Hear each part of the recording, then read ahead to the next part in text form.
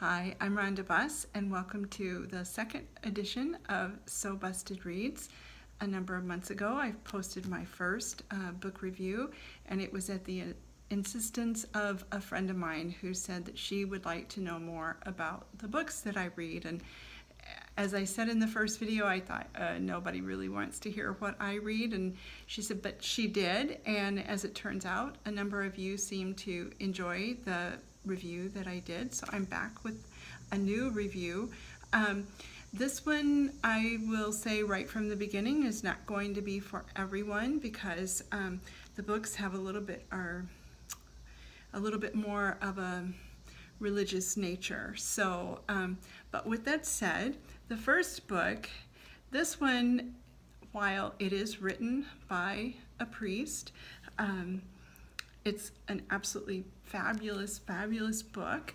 And whether you're Catholic, Protestant, believe in God, don't believe in God, it really doesn't matter. It's a fabulous, fabulous book because it's more of a story. And it's called Tattoos on the Heart.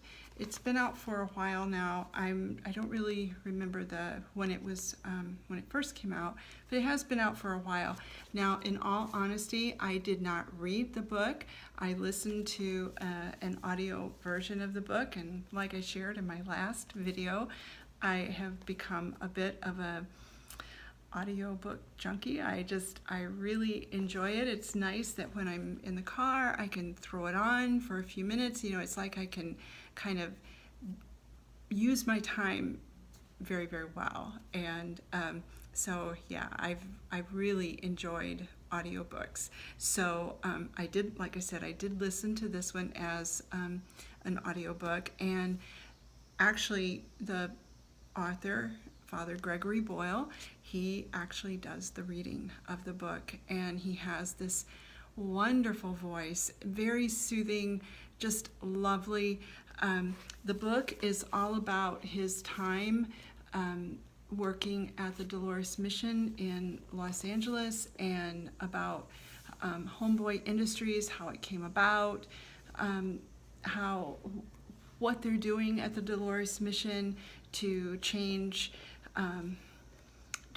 what's happening with the gangs, and of course, you know, it's a bit of a losing battle, but you know, if one life is saved, then it's worth it. And there is more than one life that's saved. But he's very honest about the fact that how many funerals that he does on a very regular basis, and it's heartbreaking. So the book, it reads a little bit like a thriller. It'll make you cry, it'll make you laugh. Father Boyle can be rather philosophical, and it's really wonderful. So my personal recommendation would be to get the audiobook and listen to the audio version, just because it really is nice. It's as if he is really telling his story, and he talks about how his priesthood actually developed, where he was, and where he started out rather, and then how he ultimately came to the Dolores Mission. It's how Homeboy Industries got started. I don't want to ruin this story, but I highly, highly recommend Tattoos on the Heart. It was my husband and I actually listened to it while we were on a road trip, and it was like we couldn't wait. You know, we'd stop to get gas or to go to the bathroom, and we were running back to the car to put the book back on because we enjoyed it that much. And so we didn't actually finish it all while we were in the car, but when we got to our destination, I thought it was rather sweet that I had it on, and my husband and I both were sitting and listening to the book, because it was just, like I said, such a wonderful book, and you are so captivated by it that you want to know the ending. So Tattoos on the Heart. And as you can see, it's not a very thick book, so if you decide you want to read it, it's not going to take a long, long time to read. But if you listen to the audio version, I think you'll really enjoy that too. Now, while Tattoos on the Heart, good for anybody, in my opinion, the next books that I'm going to tell you about are really very Bible-based books. And this book has been in my personal library for many, many, many years, more than I want to attest to, but it's Psalms 23. And the author of the book is Phillip Keller. You can see it's a very small book. A friend of mine gave this book to me quite a few years ago, and she was becoming a missionary going to Chile, and I was moving back to Chicago, and she gave me this book, and she said, I think it's something that will mean something to you.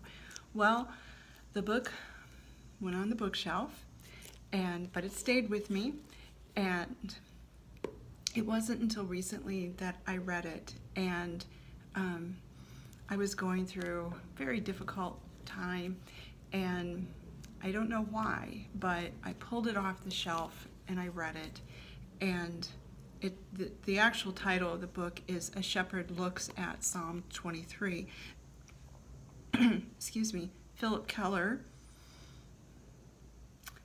I'm going to get it a little bit backwards. He's either from Australia or South Africa, and I can't remember which one, and I'm sorry about that. But really, if you're from South Africa, of course it makes, or from Australia, it would make a difference to you. But as far as the book is concerned, that doesn't matter.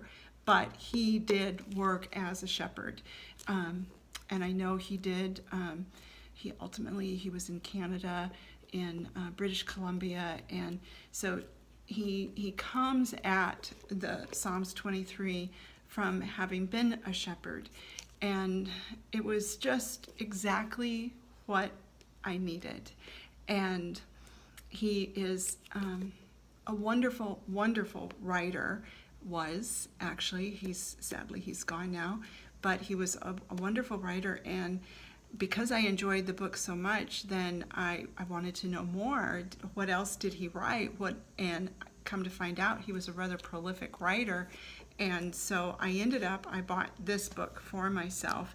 And you can see it's almost like one of those Reader's Digest compilation of books. But there are 4 books in this one, and it's A Shepherd Looks at Psalms 23, which is the same as this little book, and then A Layman Looks at the Lord's Prayer, and A Shepherd Looks at the Good Shepherd and his sheep, and A Gardener Looks at the Fruits of the Spirit. This was such a wonderful, and I'm so happy that I purchased the book rather than just checked it out, because it's one that I will refer back to. It's one that I will read again. Actually, the way I read it was a chapter at a time. The chapters are quite small, and so in the morning, as kind of my just morning devotional period, I would read a chapter each day, and it was very uplifting, and like I said, it was just exactly what I needed. And I love how he looks at things. I love how he writes. Just because he is, I'm sorry, either from South Africa or Australia, there's a little bit there are words that I had to look up from time to time just to get the exact right meaning of them, but it's not a heavy read by any stretch of the imagination. So I would say if you are looking for your own personal time in the morning or in the evening, however you work it, if you'd like a book that's great as a devotional, I would highly recommend the book by Phillip Keller and his inspirational writings.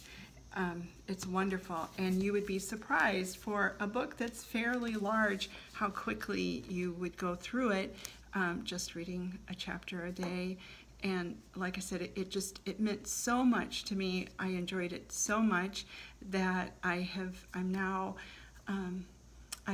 bought more of his books because of these 2 books, and which I'm also enjoying immensely. So again, just to finish, Tattoos on the Heart could not recommend it more. And I think, too, there are so many who have been affected by whether it's, I'll say this, I was at a wedding over the past weekend, and in it wasn't a priest who gave the wedding, it was a deacon, and during the prayers, the first prayer was to pray for all those who have been hurt by the church. And I think there are many who have been hurt by the church, whether it's the Catholic Church or Protestant Church. It happens, and it's sad that it does. I think that Gregory Boyle will help to renew your faith a bit, and actually allow you to see that there are some wonderful things happening in this world. For me, it was a very personal read, because my career began at a mission center in Houston, and how he describes Dolores' mission in the early days is very much what I experienced. And now, where at one time it was, they would fight with their fist or maybe with a knife, but now they all have guns, and just how it has escalated over the years, and yet they're really doing such a wonderful work. So yes, I think it's a wonderful read for anybody. I just can't say that enough. And then again, whether you want the short little book, Psalms 23, fabulous, or the compilation of his works, the inspirational writings that has all 4 of the books, 4 of his How the Shepherd Looks at Different Aspects of the Bible. So the information will be in the little information box below.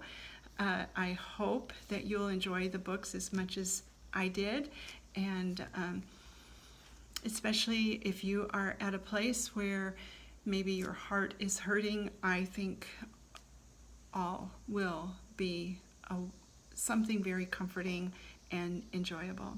So thanks for stopping by. I just enjoy so much being able to share a little bit of my life with you. And so until next time, thanks again.